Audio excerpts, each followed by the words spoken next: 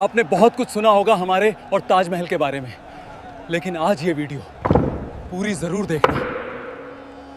सुना है जब ये पूरा हो जाएगा तब हमारे हाथ काट दिए जाएंगे। यहाँ ये बातें मत किया कर, दीवारों के भी कान होते हैं। जिसने सबसे पहले कहा था वो आज काम पर नहीं आया। मैंने उसे सब कुछ दिया, फिर भी मेरी मुमताज, मेरी जान मिट्टी में मिल गई और मैं यहाँ खड़ा हूँ, पत्थरों से बात करता हूँ। नमस्कार दोस्तों, आज मैं आपको ले चलता हूँ एक ऐसे सफर पर जो हमें सीधा पहुंचाएगा 400 साल पीछे, उस दौर में जब हिंदुस्तान पर मुगलों का राज था। आज हम जानेंगे कि दुनिया के 7 अजूबों में से एक ताजमहल वास्तव में कैसे बना था। कभी सोचा है आपने कि उस जमाने में जब न बिजली थी, न आधुनिक क्रेन थे, न कोई उन्नत तकनीक थी, तब एक इतनी शानदार और परफेक्ट इमारत कैसे बनाई गई होगी? तो तैयार हो जाइए, क्योंकि आज की कहानी है मेहनत की, मोहब्बत की और मनुष्य के हौसले की। हमारी कहानी शुरू होती है साल 1631 से बुरहानपुर शहर में। यहां पर मुगल सम्राट शाहजहां की सबसे प्यारी बेगम मुमताज महल ने अपने 14वें बच्चे को जन्म देते वक्त अपनी आखिरी सांस ली। कहते हैं कि 2 साल तक शाहजहां गहरे गम में रहे।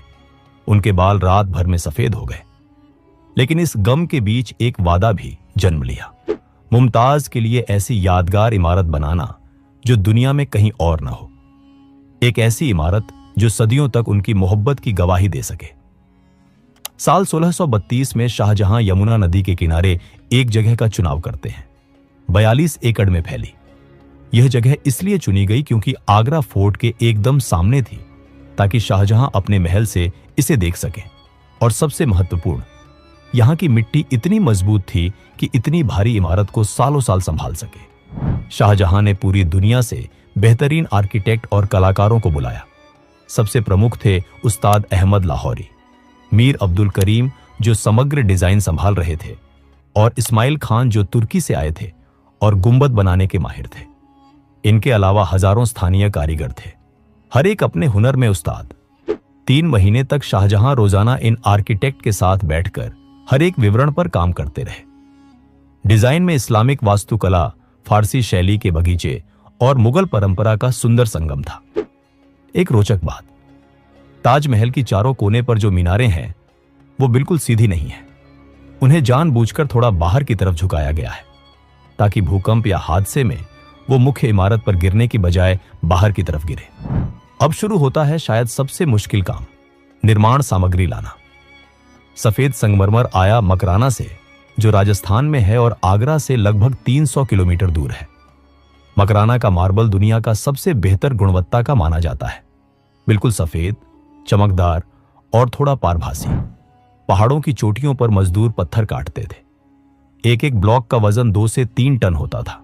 1000 हाथी, 200 बैल और हजारों गाड़ियां इस काम में लगी थी। हर हाथी पर 2 से 3 टन मार्बल। गर्मी में तपती रेत, बारिश में कीचड़, हर मौसम में यह काफिला चलता रहा। एक ट्रिप में 2 से 3 हफ्ते लगते थे, लेकिन सिर्फ मार्बल ही नहीं आया। ताजमहल में 28 अलग अलग तरह के कीमती पत्थर उपयोग हुए हैं। जेड चीन से आया, फिरोजा तिब्बत से, नीलम श्रीलंका से, कार्नेलियन बगदाद से, लापिस लाजुली अफगानिस्तान से और कुछ पन्ने कोलंबिया तक से आए थे। यह सचमुच एक अंतर्राष्ट्रीय परियोजना थी। 20,000 मजदूर, ये सिर्फ एक संख्या नहीं है, ये 20,000 परिवारों की कहानी है। इनमें 5,000 पत्थर तराशने वाले, 3,000 मास्टर राजमिस्त्री, 2,000 मूर्तिकार, 1,500 सुलेखक और 1,000 जड़ाई विशेषज्ञ थे। यमुना के किनारे अस्थायी गांव बनाए गए थे, जहां ये सब लोग अपने परिवारों के साथ रहते थे। सुबह 4 बजे फज्र की अजान के साथ दिन शुरू होता था। नींव बनाना सबसे पहला और सबसे महत्वपूर्ण काम था। 50 फीट गहरे गड्ढे खोदे गए और उसमें आबनूस और महोगनी जैसी सख्त लकड़ियां भरी गई, क्योंकि यह लकड़ियां पानी में सड़ती नहीं हैं। ये लकड़ियां आज भी यमुना के पानी के नीचे हैं और पूरे ढांचे को सहारा दे रही है। शाहजहां ने मजदूरों के लिए अच्छे खाने की व्यवस्था की थी। रोजाना ताजा रोटी, दाल, सब्जी और महीने में 2 बार गोश्त मिलता था। कुशल राजमिस्त्रियों को दिन का 1 से 2 रुपये मिलते थे, जो उस दौर में काफी अच्छी तनख्वाह थी। अब आते हैं ताजमहल की असली जान पर, पिएत्रा ड्यूरा। यह एक इतालवी तकनीक है जिसमें रंगीन कीमती पत्थरों को मार्बल में इस तरह फिट किया जाता है कि एक सहज डिजाइन बन जाए। पहले मास्टर सुलेखक मार्बल पर डिजाइन बनाते थे, फूल, बेल, ज्यामितीय पैटर्न, कुरान की आयतें। फिर पत्थर तराशने वाला विशेष औजारों से मार्बल में बिल्कुल सही आकार की नाली खोदता था। कहीं कहीं 1 इंच के क्षेत्र में 50 से 60 अलग टुकड़े फिट किए गए हैं। हर कीमती पत्थर को अलग से घिसकर सटीक आकार दी जाती थी। फिर पत्थर को नाली में फिट किया जाता था। बीच में एक विशेष चिपकने वाला पदार्थ लगाई जाती थी, जो चूना, अंडे की सफेदी और विशेष रेजिन से बनती थी। यह इतना मजबूत था कि 400 साल बाद आज भी यह पत्थर अपनी जगह पर मजबूती से लगे हुए हैं। जब सारे पत्थर लग जाते तो पूरी सतह को पॉलिश किया जाता था। अंतिम परिणाम इतना परफेक्ट होता था कि आप हाथ फेरो तो जोड़ महसूस नहीं होते। एक 10 गुणा 10 फीट का पैनल पूरा करने में 6 से 8 महीने लग जाते थे। मुख्य द्वार पर कुरान की आयतें लिखी हुई हैं, जो फारसी सुलेखक अमानत खान ने लिखी थी। नीचे की आयतें छोटी अक्षरों में हैं और जैसे जैसे ऊपर जाएं, अक्षर बड़े होते जाते हैं, ताकि जब आप नीचे से देखें तो सारी आयतें एक जैसी आकार की लगें। ताजमहल का गुंबद शायद सबसे चुनौतीपूर्ण हिस्सा था। यह 44 मीटर ऊंचा है और 58 फीट चौड़ा है। सबसे रोचक बात, यह वास्तव में 2 गुंबदों की प्रणाली है। आंतरिक गुंबद लगभग 80 फीट ऊंचा है और बाहरी गुंबद 115 फीट ऊंचा है। दोनों के बीच खाली जगह है। ऐसा इसलिए कि एक ही मोटा गुंबद बहुत भारी होता और अंदर से संतुलित रखना जरूरी था। गुंबद की आधार पर एक ठोस पत्थर और ईंट का 15 फीट मोटा छल्ला है, जिस पर पूरा गुंबद टिका है। पूरे गुंबद का वजन लगभग 12,000 टन है। सबसे ऊपर सोने का कलश है, 9 फीट ऊंचा, जिसमें मूल रूप में 40 किलोग्राम सोना उपयोग हुआ था। जब आप ताजमहल के अंदर जाते हैं तो अष्टकोणीय मुख्य कक्ष दिखता है, जहां मुमताज महल की समाधि है। यह प्रतीकात्मक है। असली कब्रें नीचे तहखाने में है। मुमताज की समाधि शुद्ध सफेद मार्बल की है, जिस पर अविश्वसनीय पिएत्रा ड्यूरा काम है। अल्लाह के 99 नाम अरबी सुलेख में लिखे हैं और फूलों के इतने विस्तृत डिजाइन हैं कि आप घंटों देखते रह सकते हो। शाहजहां की समाधि उसके बगल में है, लेकिन यह मूल योजना में नहीं था। जब 1666 में शाहजहां का देहांत हुआ तो औरंगजेब ने उन्हें भी मुमताज के बगल में दफनाया। इसकी वजह से मुमताज तकनीकी रूप से केंद्र में नहीं है।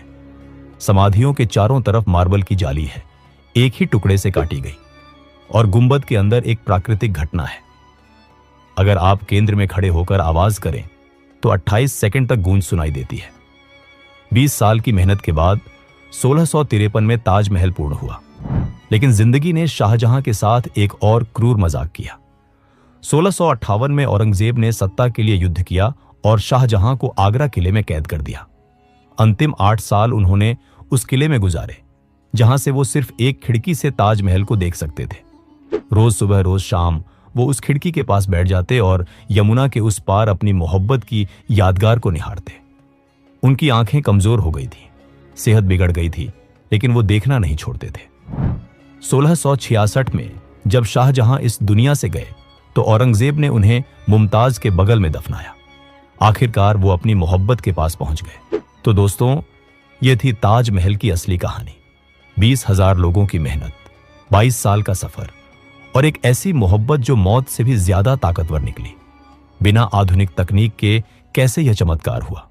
जवाब है समर्पण में, योजना में और मानवीय हौसले में। आज ताजमहल सिर्फ एक इमारत नहीं, यह हमारे पूर्वजों की विरासत है। अगर आपको यह कहानी पसंद आई तो लाइक करें, शेयर करें। मिलते हैं अगले वीडियो में। तब तक के लिए खुश रहिए। धन्यवाद।